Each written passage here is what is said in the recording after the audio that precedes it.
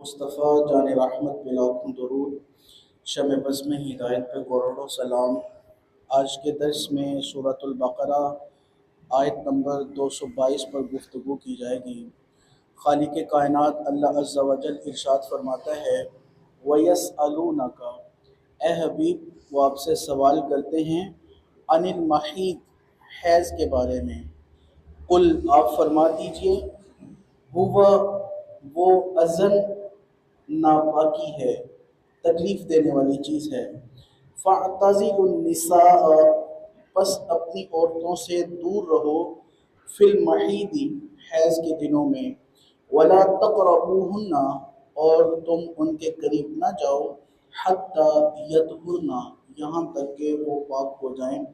فَإِذَا تَطَهَّرْنَ، جب وہ خوب پاک ہو جائیں، فَأْتُوهُنَّ، تو ان پر آؤ، من حیث امرکم اللہ، اس طریقے پر جس کا تمہیں اللہ نے حکم دیا۔ فَإِذَا، إِنَّ اللَّهَ يُحِبُّ التَّوَّابِينَ، بے شک اللہ پسند فرماتا ہے، اللہ محبت کرتا ہے توبہ کرنے والوں سے۔ وَيُحِبُّ الْمُتَطَہِّرِينَ، اور اللہ پسند کرتا ہے صاف ستھرا رہنے والوں کو، پاکیزہ رہنے والوں کو۔ عزیزانی گرامی قدر، اس آیت مبارکہ کا شان نزول یہ ہے، یہودیوں اور مجوسیوں کے درمیان ایک ان کا عقیدہ تھا کہ جب عورت کو ماہواری آتی، حیض آتا، تو وہ عورت سے نفرت کا اظہار کرتے، کلام کرنا چھوڑ دیتے، برتن الگ کر دیتے، اس کے ہاتھ سے کوئی چیز لینا چھوڑ دیتے، اس سے کلام نہ کرتے، اس کے پاس نہ بیٹھتے، بلکہ اس کو منحوس سمجھا جاتا۔ یہ مجوسیوں اور یہودیوں کا طریقہ کار تھا، اور عرب میں رہنے والے جو لوگ تھے ان پر بھی یہ رنگ چڑھ گیا، انہوں نے بھی یہ طریقہ اختیار کرنا شروع کر دیا۔ اور جبکہ جو عیسائی تھے وہ برعکس مجوسیوں اور یہودیوں کے، جب عورتوں کو ماہواری آتی، حیض کے دن ہوتے، تو وہ بہت زیادہ جمع کیا کرتے تھے۔ اب صحابہ کرام رضوان اللہ تعالی علیہم اجمعین حضور سرور عالم صلی اللہ علیہ وسلم کی بارگاہ میں حاضر ہوئے اور عرض کی یا رسول اللہ علیہ وسلم اب ہم کیا کریں؟ کوئی بھی مشکل صحابہ کو پیش آتی تھی، یہ تعلیم امت ہے، وہ نبی پاک صلی اللہ علیہ وسلم سے پوچھ لیا کرتے تھے۔ آج کے لوگوں کو بھی یہ چاہیے کہ جب کسی بات کی سمجھ نہ آئے تو وہ اہل علم لوگوں سے رہنمائی لیں، ان کے پاس بیٹھیں، ان سے مسائل سیکھیں اور سمجھیں۔ ہمارے معاشرے میں یہ آج بھی یہ جرم قبیح پایا جاتا ہے۔ بعض علاقے ایسے ہیں جہاں پر جب عورت کو ماہواری آتی ہے تو اس کو منحوس تصور کیا جاتا ہے۔ آج بھی یہ ایسا سلسلہ ہے، میں جانتا ہوں کچھ ایسی باتیں، آج بھی ایسا ہے۔ اگر عورت کھانا بنانے والی ہو تو اس کو روک دیا جاتا ہے، کھانا بنانے نہیں دیا جاتا۔ آج بھی یہ طریقہ کار ہے، لیکن یہ عین شریعت مطہرہ کے خلاف ہے، یہ عین شریعت کے خلاف ہے۔ جب عورت کو ماہواری آتی ہے، یہ خالق کائنات کا ایک پروسیس ہے، یہ ایک طریقہ کار ہے مالک کائنات کا، کہ عورت کے جسم میں جو زیادہ اضافی خون ہوتا ہے وہ ماہواری کے ذریعے فاسد خون نکل جاتا ہے، لیکن جب عورت کو حمل ہو جاتا ہے تو یہی خون خالق کائنات اس کے بچے کی خوراک بنا دیتا ہے، اور پھر جب تک بچہ ماں کا دودھ پیتا ہے تب تک یہ خون دودھ کی صورت میں اللہ بدل دیتا ہے۔ اللہ رب العزت کی قدرت کے نظارے دیکھنے ہوں تو پھر دیکھو کیا کیا رنگ ہیں مالک کریم کی قدرت کے۔ تو یہ جو چیز ہے، یہ جو سلسلہ ہے کہ عورتوں کو منحوس تصور کرنا، یہ بھی غلط ہے۔ اور یہ طریقہ کار عیسائیوں کا جو تھا کہ ان دنوں میں عورتوں سے ماہواری میں اضافہ کر دینا، اور زیادہ اضافہ کرنا جمع کرنے میں، اس سے بھی منع کیا گیا۔ اللہ کے حبیب صلی اللہ علیہ وسلم نے فرمایا یہ ناپسندیدہ ہے، یہ ناپاک ہے، تکلیف دینے والی چیز ہے۔ جب تک عورتیں حیض میں ہیں تب تک ان کے پاس جانا حرام ہے۔ یہ دو باتیں یہاں پر یاد رکھیے، حیض کی حالت میں عورت سے قربت حاصل کرنا یہ بھی حرام ہے، اور جو اللہ نے جماع کی چیز بنائی نہیں ہے، یعنی عورت کے پچھلے مقام سے، دبر کے مقام سے آنا، یہ بھی حرام ہے۔ اگر کوئی صاحب حرام کو حرام جان کے کرتا ہے تو بہت بڑا گناہ گار ہوگا۔ اگر حرام پتہ ہے کہ حرام ہے لیکن اس کو حلال تصور کرتا ہے، کہتا ہے کوئی گل نہیں، کیونکہ یہ نص قطعی سے مسئلہ وارد ہے، اگر اس کو اس نے ایسے سمجھ کر کیا فقط کافرہ، تو انسان کافر ہو جاتا ہے۔ یہ کوئی عام بات نہیں ہے، یہ معمولی سی چیز نہیں ہے۔ یہ یہاں پر میں ایک بات کہوں گا، یہ جہاں پر ہم دیگر تعلیمات حاصل کرتے ہیں، یہ سیکس ایجوکیشن، یہ بھی ایک دینی چیز ہے۔ اس پر مکمل تعلیم لینا اور مکمل عبور حاصل کرنا یہ ضروری ہے مسلمانوں کے لیے، بلکہ میری تو ایک ناقص رائے یہ بھی ہے کہ جب تک ایک باقاعدہ مفتی صاحب کے پاس بیٹھ کر کوئی 10 15 20 دن یا 40 دن کا نوجوان کورس نہ کر لے اور اس کے پاس ایک سرٹیفکیٹ نہ ہو، تب تک اس کا نکاح نہ کیا جائے۔ ہمارے معاشرے میں جو شرع طلاق ہے، طلاقوں کا بہت زیادہ اضافہ ہونا، ایک اس میں وجہ یہ ہے کہ ہمارے نوجوان، ہماری بیٹیاں، ہمارے بیٹے، ان کو معلوم ہی نہیں ہے کہ میاں بیوی کے تعلق ہے کیا، یہ کس قدر عظیم ربط ہے، ان کو نہیں معلوم ہوتا۔ وہ ایک بس عام سا تعلق سمجھتے ہیں، اور پھر جب ادراک نہیں ہوتا، تعلیم نہیں ہوتی، تو رشتے یوں ٹوٹ جاتے ہیں ایک سیکنڈ میں۔ تو یہ باقاعدہ ایک تعلیم ہونی چاہیے، جس نے شادی کرنی ہے، عورتوں کے لیے بھی، لڑکیوں کے لیے بھی باقاعدہ ایک کورس لانچ کرنا چاہیے، اور نوجوانوں کے لیے بھی ایک کورس لانچ کرنا چاہیے، تاکہ وہ نکاح سے پہلے اہل ہو جائیں کہ وہ اب واقعتاً نکاح کے قابل ہیں، لائق ہیں۔ ان کو مکمل نکاح کے مسائل بتائے جائیں، ان کو ازدواجی زندگی کی حیثیت کے جو ایام ہیں کیسے گزارنے ہیں، کیا کرنا ہے، کس حالت میں کیسے شریعت کا حکم ہے وہ بتایا جائے، طلاق کے مسائل ان کے ساتھ ڈسکس کیے جائیں۔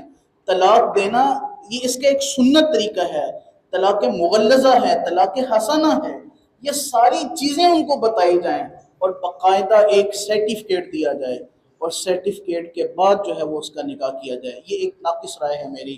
اگر ان چیزوں پر عمل ہو جائے تو یقین کیجئے، میں بڑے دعوے سے کہتا ہوں، جو طلاق کی شرح اتنی اوسطاً بڑھ چکی ہے وہ بھی کم ہو جائے، جو گھروں میں ناچاکیاں ہیں، ناراضگیاں ہیں اور پریشانیاں ہیں، اللہ کے فضل سے وہ بھی ختم ہو جائیں گی۔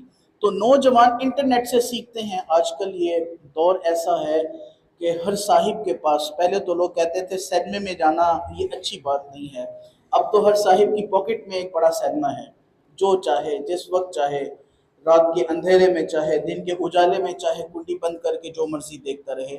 تو نوجوان جو آج موبائل سے سیکھ رہا ہے، یہ سب سے بڑی ذلت و رسوائی ہماری ہے، اور انگریز نے اور غیروں نے نہ جانے ہمیں کس کس گناہ میں مبتلا کر دیا ہے۔ تو حیض کے دنوں میں عورت سے جماع کرنا یا دوبر کے مقام سے جماع کرنا، یہ شرعی طور پر تو ایک الگ چیز ہے، لیکن سائنسی طور پر جو اس پر تحقیقات ہیں، ڈاکٹرز کی ریسرچ ہیں، وہ ایک سادہ سی اگر میں بات کروں، بہت ساری بیماریاں ہیں، ان کے نام لینا یہاں پر بہت دشوار ہوگا۔ ایک سادہ سی جو بیماری ہے کینسر کی، وہ اس سے جنم لیتی ہے، جب انسان خالق کائنات کے حلال طریقے کو چھوڑ کر حرام کو اپناتا ہے، تو عورت کو بھی اور مرد کو بھی کینسر ہونے کا خدشہ ہے، اور اس کے علاوہ دیگر امراض ہیں، اور وہ نہ جانے کتنی ہیں، اور ڈاکٹر حضرات کی بھی اس بات پر ریسرچ ہے۔ تو لہٰذا ایسے معاملات سے دور رہنا یہ زیادہ بہتر ہے۔ اور اللہ رب العزت نے فرمایا فَاعْتَزِلُوا النِّسَاءَ فِي الْمَحِيضِ، اے حبیب انہیں کہہ دیجئے کہ حیض کے دنوں میں اپنی عورتوں سے دور رہیں، وَلَا تَقْرَبُوهُنَّ حَتَّى يَطْهُرْنَ، اور جب تک یہ پاک نہیں ہو جاتی ان کے قریب نہ جاؤ، فَإِذَا تَطَهَّرْنَ، اور جب یہ خوب پاک ہو جائیں، یعنی ماہواری کے بعد غسل ہو جائے، فَأْتُوهُنَّ، تو آؤ ان پر، مِنْ حَيْثُ أَمَرَكُمُ اللَّهُ، اس طریقے پر جس کا تمہیں اللہ نے حکم دیا ہے۔ پھر فرمایا اِنَّ اللَّهَ يُحِبُّ التَّوَّابِينَ، اے حبیب انہیں کہہ دیں اللہ توبہ کرنے والوں کو بڑا پسند کرتا ہے۔ پھر فرمایا وَيُحِبُّ الْمُتَطَهِّرِينَ، اللہ جو صاف ستھرے رہنے والے ہیں ان کو بھی بڑا پسند کرتا ہے۔ تو مومن کی طبیعت میں نزاکت ہے، مومن کی طبیعت میں اللہ رب العزت نے ایک پاکیزگی رکھی ہے۔ آپ دیکھیں گے اس کا حسن ہے، اس کا حسن جمال ہے، یہ بولتا ہے تو پاکیزگی کے ساتھ بولتا ہے، یہ ٹہرتا ہے تو پاکیزگی کے ساتھ ٹہرتا ہے، اس کے انداز میں نورانیت جھلکتی ہے۔ تو یہ چیزیں جو ہیں یہ ان کو سیکھنا بڑا ضروری ہے، اور عورت کو منحوس تصور کرنا یہ اسلامی عقائد میں سے نہیں ہے۔ یاد رکھیے، عورت کو جب حیض آتا ہے، ماہواری آتی ہے، تو یہ ایک قدرت کا پروسیجر ہے، اس میں اس عورت کا بیچاری کا کوئی قصور نہیں ہے، اور اس میں عورت وقتی دنوں کے لیے جو ہے وہ اپنے معاملات عبادت سے دور ہوتی ہے، لیکن اس کا پورا بدن ناپاک نہیں ہوتا۔ وہ کچھ چیزیں ہیں، ان سے شریعت جو ہے وہ حکم دیتی ہے کہ یہ نہیں کرنا۔ مثال کے طور پر عورت روزہ نہیں رکھ سکتی حیض کے دنوں میں، عورت نماز نہیں پڑھ سکتی حیض کے دنوں میں، عورت قرآن پاک نہ دیکھ کر پڑھ سکتی ہے، نہ زبانی پڑھ سکتی ہے، نہ قرآن پاک کو ہاتھ لگا سکتی ہے۔ یہ چیزیں ہیں۔ عورت سے جمع نہیں کیا جا سکتا۔ صورت دیگر جتنے بھی احکام ہیں، کھانا بنا سکتی ہے، کھانا سرو کر سکتی ہے، سارے معاملات کر سکتی ہے، لیکن یہ چیزیں ہیں، یہ عورت کو منع کیا گیا ہے۔ ہاں، وضو کرے، وضو کرنے کے بعد عورت درود پاک پڑھ سکتی ہے، ذکر کر سکتی ہے، لیکن قرآن پاک کو نہیں پڑھ سکتی۔ یہ چند ضروری چیزیں ہیں۔ اور جو لوگ عورتوں سے حیض کے دنوں میں نفرت کرتے ہیں، آؤ ذرا رسول اللہ صلی اللہ علیہ وسلم کی سیرت سے پڑھ کر دیکھو۔ حدیث طیبات میں ہے کہ جناب سیدہ عائشہ صدیقہ رضی اللہ تعالی عنہا ام المؤمنین، آپ حیض سے تھی تو نبی پاک صلی اللہ علیہ وسلم نے فرمایا، اے عائشہ مجھے مصلی دو۔ اب یہ سمجھ لیجئے کہ یہ مسجد نبوی ہے، اور مسجد نبوی کے ساتھ اماں جان کا حجرہ مبارک، اور حجرے کے اور مسجد کے درمیان میں ایک کھڑکی ہے جہاں سے حضور آتے جاتے تھے۔ نبی پاک صلی اللہ علیہ وسلم نے اماں جان سے مصلی مانگا۔ اماں جان نے عرض کی، یا رسول اللہ علیہ وسلم انا حائدۃ۔ نبی پاک صلی اللہ علیہ وسلم نے فرمایا، حیض تیرے ہاتھ میں تو نہیں ہے۔ حضور صلی اللہ علیہ وسلم نے مسجد میں کھڑے ہو کر اماں جان سے وہ مصلی لیا اور اس پر نماز پڑھی۔ ایک روایت میں ہے، اماں جان رضی اللہ تعالی عنہا ایک گوشت کی بوٹی تناول فرما رہی تھی، کھا رہی تھی، تو نبی پاک صلی اللہ علیہ وسلم تشریف لائے۔ حضور صلی اللہ علیہ وسلم نے فرمایا، عائشہ مجھے بھی دو، اور اس وقت اماں جان حیض سے تھیں۔ نبی پاک صلی اللہ علیہ وبارک وسلم نے وہ جو اماں جان کی کھائی ہوئی بوٹی تھی، اس کو حضور صلی اللہ علیہ وسلم نے تناول فرمایا، حضور نے اس کو چوسا۔ اور یہ شریعت مطہرہ کی جو تعلیم ہے، یہ امت کے لیے ہے، یہ امت کو بتانا مقصود تھا کہ تم نے مجوسیوں کی طرح، یہودیوں کی طرح نفرت نہیں کرنی۔ یہ ایک امت کو پیغام دیا، امت کو طریقہ کار دیا۔ اور بعلاوہ بھی ایک اور حدیث پاک ہے، یہاں تو عورتوں کے ساتھ اگر حسن اخلاق برتا جائے تو لوگ نہ جانے کس کس طرح کی باتیں کرتے ہیں۔ شریعت مصطفیٰ تو پڑھ کر دیکھی جائے، رسول اللہ صلی اللہ علیہ وسلم کا انداز کیا تھا۔ حضور تشریف لاتے تو اپنے گھر کے آنگن میں خود حضور جھاڑو دینا شروع کر دیتے۔ حضور تشریف لاتے، حضور سرور عالم صلی اللہ علیہ وسلم کی ذات سے بڑھ کر کیا ہے، حضور خود اپنے کپڑوں کو پیبند لگانا شروع کرتے۔ آج کل کا تھکا ہارا نوجوان آئے تو وہ آ کر کے حکم دیتا ہے کہ مجھے پانی پلایا جائے، لیکن حضور کی شریعت یہ درس دیتی ہے کہ حضور اپنے کام خود کیا کرتے تھے، اور حضور صلی اللہ علیہ وسلم کی شریعت یہ بتاتی ہے اپنی زوجہ سے کس طرح حسن اخلاق سے پیش آنا ہے۔ اور یہ روایت میں درج ہے، یہ حدیث موجود ہے۔ نبی پاک صلی اللہ علیہ وبارک وسلم جب اماں جان پانی نوش فرماتی، پانی پیتی، تو حضور فرماتے، عائشہ تھوڑا میرے لیے بھی چھوڑ دو، تھوڑا میرے لیے بھی چھوڑ دو۔ اور پھر نبی پاک صلی اللہ علیہ وسلم اس جگہ پر ہونٹ لگا کر پانی نوش فرماتے جہاں سے اماں جان نے پانی پیا ہوتا۔ تو یہ امت کے لیے ایک پیغام ہے، یہ امت کے لیے ایک درس ہے۔ اگر کوئی بھی چیز شریعت کے دائرے میں رہ کر کی جائے تو وہ سنت بھی ہے اور باعث ثواب بھی ہے۔